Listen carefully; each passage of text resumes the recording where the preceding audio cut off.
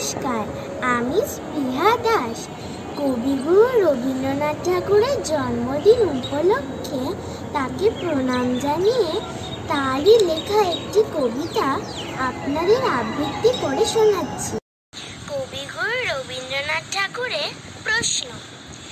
মাগো, আমায় ছুটি দিতে বল, সকাল থেকে পড়েছি যে মেলা।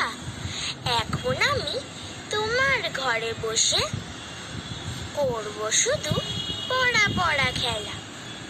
তুমি বলছো দুপুর এখন সবে, না হয় যেন সত্যি হলো তাই। একদিনও কি দুপুর বেলা হলে বিকেল বেলা হলো মনে করতা নাই? আমি তো বেশ ভাবতে পারি মনে, সূর্যি ডুবে গেছে মাঠের শেষে। বাগদি বুড়ি চুবড়ি ভরে নিয়ে শাক তুলেছে পুকুর ধারে এসে।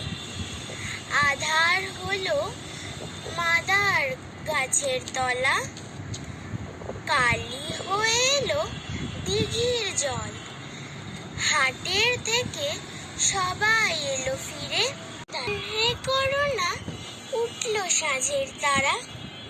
মনে করো না সন্ধে হলো যেন, রাতের বেলা দুপুর যদি হয়, দুপুর বেলা রাত হবে না কেন?